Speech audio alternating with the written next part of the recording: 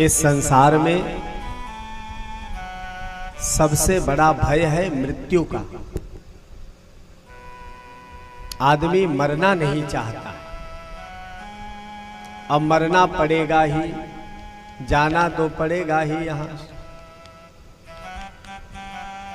तो क्यों न हम इस मृत्यु को सुधारने का उपाय करें। तो मृत्यु सुधरेगी कैसे? तो सुधारने का उपाय बताया। बोल भक्तवत्सल भगवान की जय हो। श्रीमद्भागवतम शास्त्रम कलौ कीरेण भाषितम। एक बार महाराज परीक्षित पर मृत्यु का संकट आया और उस संकट का परिणाम यह हुआ कि महाराज सुखदेव जी के शरण में राजा परीक्षित पहुंच गए। सुखदेव बाबा ने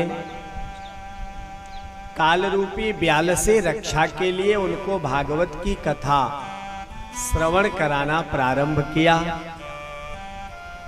और जैसे ही मंगलाचरण किए कि देवता लोग सोने के घड़े में अमृत लेकर के प्रकट हो। हम आप क्या दे सकते हैं? हमारी आपकी क्या क्षमता है? बहुत किए महाराज, भगवान को माला पहना दिए और थोड़ा बहुत किए तो एकाक लिफाफा चढ़ा दिए। लेकिन देवता जो जैसा होता है महाराज, भगवान को वैसी भेंट लेकर के आता है। भगवान के शरण में भेंट लेकर के जाया जाता है। देवता लोग भेंट लेकर के क्या आए? कहे महाराज सोने के कलश में अमृत भर के ले आए। किसके लिए? परीक्षित के लिए। क्या कहा? महाराज आपके भक्त परीक्षित पर मृत्यु का संकट है, हमारे पास अमृत है, इसको आप पिला दीजिए और यह अमर हो जाए। सुखदेव बाबा ने विचार किया कि इनकी इच्छा क्या है। ये देवता तो बड़े स्वार्थी होते हैं, इन देवताओं में कहां से यह परोपकार की भावना प्रकट हो गई? थोड़ा सा विचार करें और देखें। तो अगली बात में सुखदेव महामुनि से देवताओं ने कहा, एवं विनिमये जाते सुधाराज्ञा प्रपीयता प्रपास्यामो वयं सर्वे श्रीमद्भागवतामृतम्।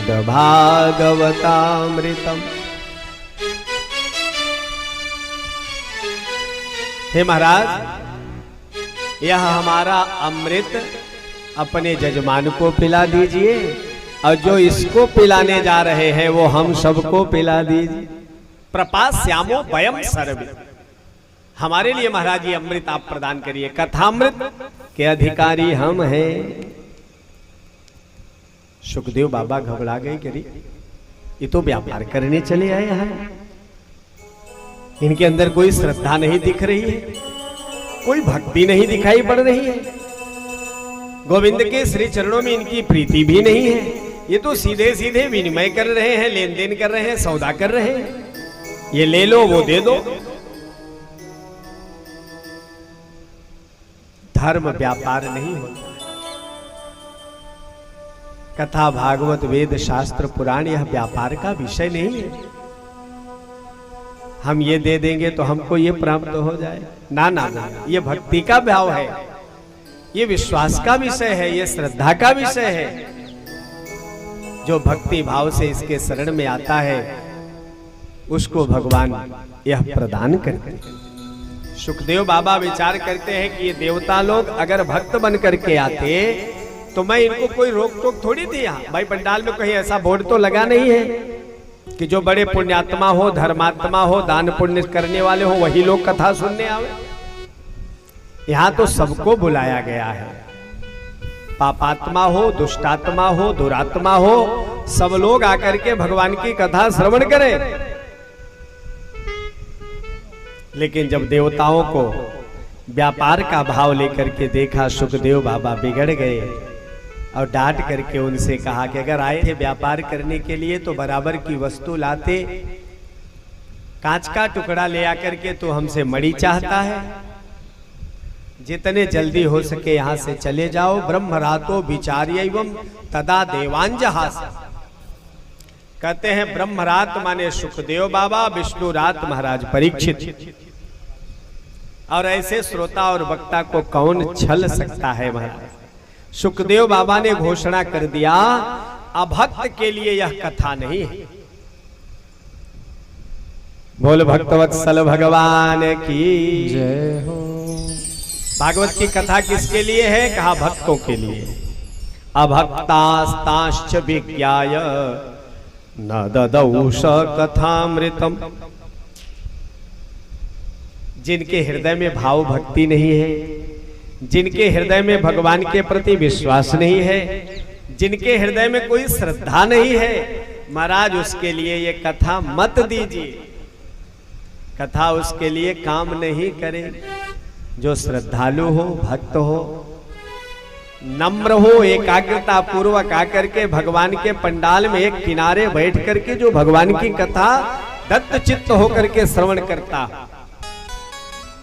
ऐसे लोगों के लिए यह कथा है। इसकी विवेचना बताइए। भगवान की कथा कब मिलती है और स्वर्ग का अमृत कब मिलता है?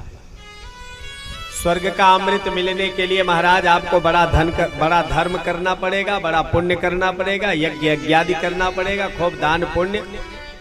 और जब दुनिया भर का आप पुण्य इकट्ठा करेंगे तो जब आप यहाँ से जाएंगे तो आप स्वर्ग में जाएंगे, और स्वर्ग में जाएंगे तो वहां अमृत मिलेगा। और अमृत तब तक आपके लिए है जब तक आपका पुण्य है। 5 स्टार होटल में गए, 1 हफ्ते 1 महीने 10 दिन 15 दिन का होटल बुक किया, सारा पैसा जमा कर दिया। और जिस दिन भाई खूब सेवा होती है वहां, और जिस दिन आपका पैसा खत्म हो जाएगा उस दिन वो लोग धक्का मार के बाहर करेंगे, साहब अब चलो आपका काम हो गया।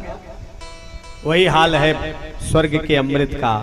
जब तक आप कमा करके गए हैं पुण्य, तब तक खूब सेवा होगी, और उसके बाद वहां से नीचे गिरा दिया जाए। क्षीणे पुण्य मर्त लोकम विशन।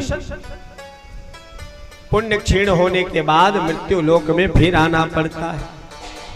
और ये भागवत की कथा कहते हैं महाराज ये पुण्यापहम नहीं है, ये कल्मशापहम है। ये हमारे सारे कल्मशों को, सारे पापों को धुल कर